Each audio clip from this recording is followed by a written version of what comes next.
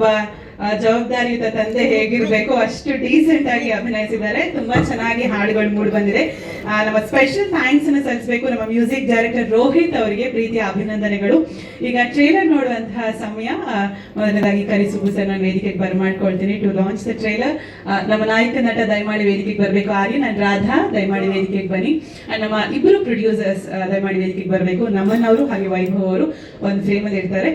So trailer launch ಅಂತ lead ಕೊಟ್ರೆ trailer launch ಆಗುತ್ತೆ. ಲೋಕಿ ಅವ್ರು ದಯಮಾಡಿ ಪ್ಲೀಸ್ ಸರ್ ಮಧ್ಯ ಬನ್ನಿ. ಸರ್ ಯಾವ ಸ್ಟೈಲಲ್ಲಿ ಲಾಂಚ್ ಹೇಳಬೇಕು? ಮೊನ್ನೆ ಸರ್ ನೋಡಿ ಆವಾಗಲೇ ಅದೇ ಥರ ರೆಕಗ್ನೈಸ್ ಮಾಡ್ತಿದ್ರಲ್ಲ ಸರ್.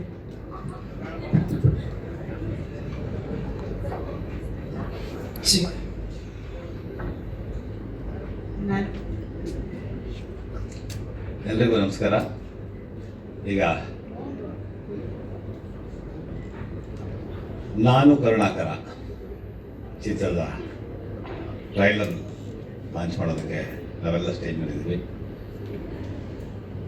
ಈಗ ಮೊದಲು ಟ್ರೈಲರ್ ನೋಡೋಣ.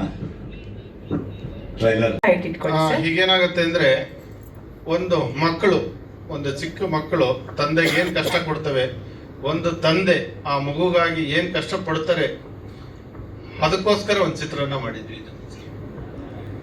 ಇಲ್ಲ, ನಾನು ಆ್ಯಕ್ಟ್ ಮಾಡಿಲ್ಲ sir.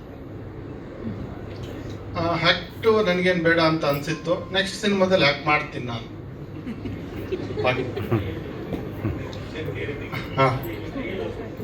Okay sir. Yes, thank you Vaibhav sir. All the very best. ನಿಮಗೆ ನಾನು ಕರುಣಾಕರ ಒಳ್ಳೆ ಹೆಸರನ್ನ ತಂದ್ಕೊಳ್ಳಿ. ನಮನ್ ಸರ್, ಎರಡನೇ ಪ್ರೆಸ್ ಮೀಟ್. ತಾವೆಲ್ಲರೂ ನನ್ನ ಹಿಂದಿನ ಸಿನಿಮಾದಲ್ಲೂ ಕೂಡ ಬಂದಿದ್ರಿ. ಸೊ ನಿಮ್ಮನ್ನೆಲ್ಲ ಮತ್ತೆ ನೋಡ್ಲಿಕ್ಕೆ ನಂಗೆ ತುಂಬಾ ಖುಷಿ ಆಗ್ತದೆ. ಆ್ಯಂಡ್ ನಾನು ಕರುಣಾಕರ, ತುಂಬ ಒಳ್ಳೆ ಸ್ಟೋರಿ. ಈ ಒಂದು ಸ್ಟೋರಿಯಲ್ಲಿ ನಾನು ಲೀಡಾಗಿ ಪಾತ್ರವನ್ನು ನಿರ್ವಹಿಸ್ತಾ ಇದ್ದೀನಿ. ಇದರಲ್ಲಿ ನನ್ನ ಪಾತ್ರ ಒಬ್ಬ ತಾಯಿಯ ಪಾತ್ರ. ನನಗೆ ಸ್ಟಾರ್ಟಿಂಗಲ್ಲಿ ಒಪ್ಕೋಬೇಕಾದ್ರೆ ಸ್ವಲ್ಪ ಭಯ ಆಯಿತು. ಹೇಗಪ್ಪ ಇವಾಗ ಹಿಂದೆ ಎಲ್ಲ ನೀವು ನೋಡಿರೋ ಹಾಗೆ ಬ್ರಾಹ್ಮಣ ಮನೆ ಹುಡುಗಿ, ಕಾಲೇಜ್ ಸ್ಟೂಡೆಂಟು, ಸ್ಕೂಲ್ ಸ್ಟೂಡೆಂಟು ಆ ಥರ ಮಾಡ್ಕೊಂಡು ಬಂದಿತ್ತು. ಆ್ಯಂಡ್ ನನ್ನ ಹಿಂದಿನ ಪ್ರಾಜೆಕ್ಟ್ ಅಮೃತಧಾರೆಯಲ್ಲಿ ಮಲ್ಲಿ ಕ್ಯಾರೆಕ್ಟರನ್ನು ನೀವು ನೋಡೇ ಇದ್ದೀರಿ. ಸೊ ಆ ಥರದ್ದೆಲ್ಲ ಮಾಡ್ಕೊಂಡು ಬಂದು ಇವಾಗ ಡೈರೆಕ್ಟಾಗಿ ಒಂದು ತಾಯಿ ಪಾತ್ರ ಮಾಡಬೇಕು ಅಂತ ಬಂದಾಗ ನನಗೆ ಸ್ವಲ್ಪ ಭಯ ಆಯಿತು. ಬಟ್ ಸ್ಟೋರಿ ಆ್ಯಂಡ್ ಅದೊಂದು ಏನಂತಾರೆ ಬಾಂಡಿಂಗ್ಸನ್ನು ತಿಳಿಸುವಂಥ ಸ್ಟೋರಿ ಆಗಿದ್ದರಿಂದ ನಾನು ಈ ಒಂದು ಕಥೆನ ಒಪ್ಕೊಂಡೆ.